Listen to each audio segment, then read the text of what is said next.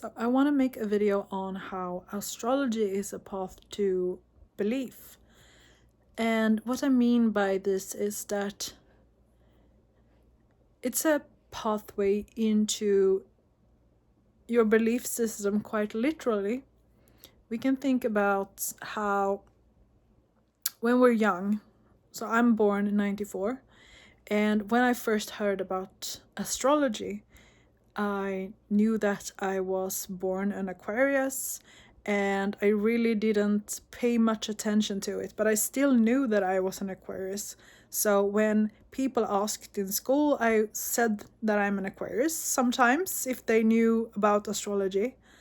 And I read in horoscopes in magazines sometime, but I found it very generic, and I knew that it was like hocus pocus. So that is like, I didn't know anything about it. I knew something, that I knew it existed. I knew it was a thing in magazines, but I did not know where it came from.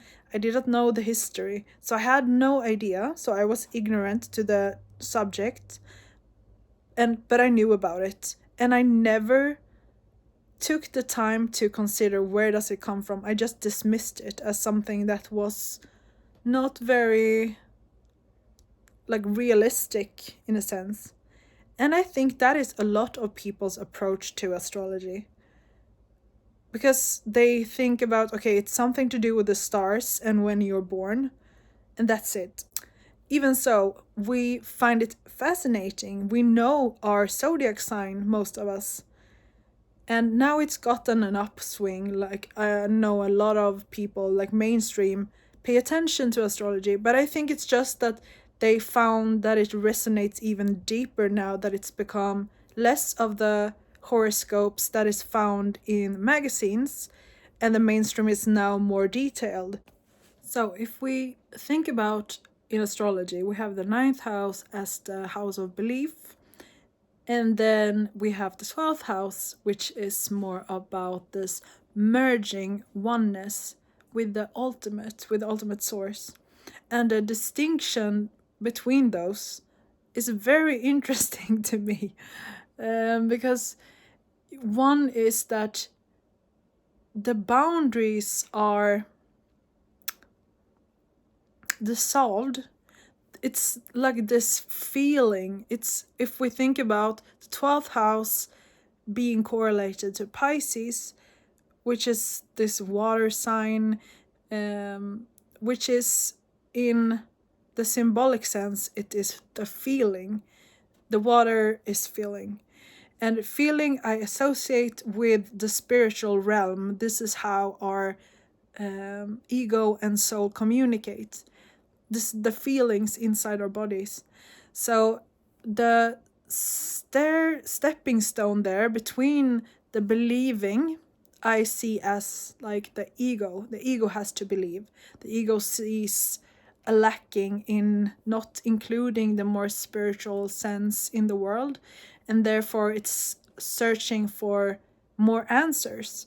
This is kind of like what the 9th house represents. We're searching for the truth, and this comes with religion, philosophy, and it also comes after the 8th house, also parallel with Scorpio, and that is like we're looking for the truth in the darkness, in the occult. We know that, like, we have this longing for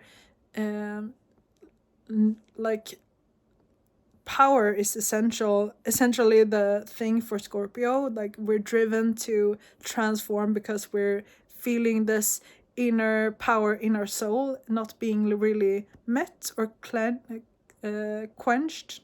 Is that the word? But we feel this hunger for more.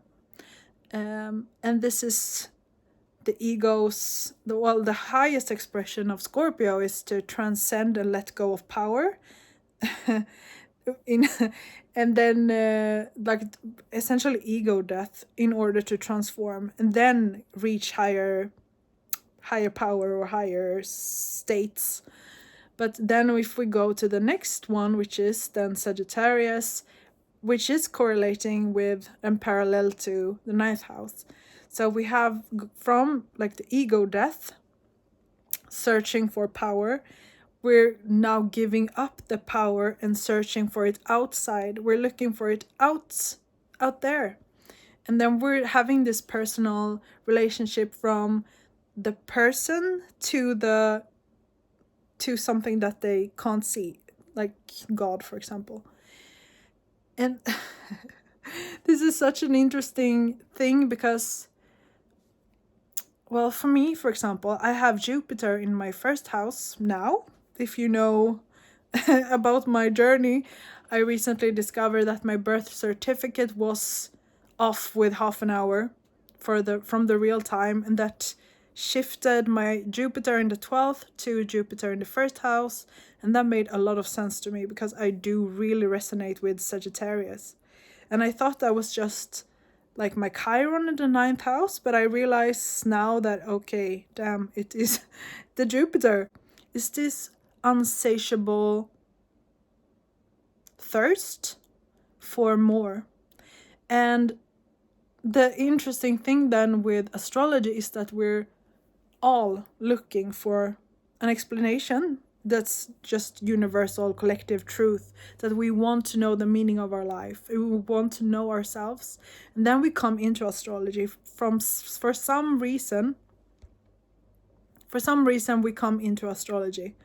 We find it resonates on some level, or we find it fascinating, and we're just consuming so much information on astrology and realizing that it is true in some way. And I have a video where I talk about the brilliance of astrology, where it is basically the ego and soul's quest to integrate, and the wisdom from this is put out there in archetypes, from the Aries to the whole zodiac sign to Pisces. It is translated into symbolism, which are the zodiac signs. So there's a lot of wisdom in astrology. So we get into astrology by our exploration. We want to know God, we want to reach God in some way. And with astrology, we get this basically manual on spirituality. And especially if you come from mainstream astrology and go to more esoteric astrology eventually, you will really get some good guidance. But what it really comes down to is it is a permission slip to get to know yourself. Because I've tried now different, like I tried Western astrology, I tried Vedic astrology, I tried different house systems, and I do find that all of them resonate on some level. And this is what makes it hard for some people to believe, because they don't understand how they are different house systems if it is one universal truth. But the thing is then that it doesn't have to be one universal truth, because there is none. Everything is different perspectives. My reality is different than your reality, for example. And depending on if I choose to see something from either a duality of positive or negative, that completely can shift my reality. So it's not that I've found now that it's not as static as one is true and one is false. It depends on which permission slip gives you the best experience and which one you feel resonates more. The difference between then believing in a house system or Western or Vedic, it comes down to belief. What do you believe in? Where it's very beneficial is to detach from the astrological house system or whichever method you use. It's a good way to also not, I think, blame your placements for something. I think that is a very big cautionary thing also with astrology, that, oh, I can't commit to a partner because I have Saturn in the 7th house or something like that. And then it becomes this fixed thing in your mind.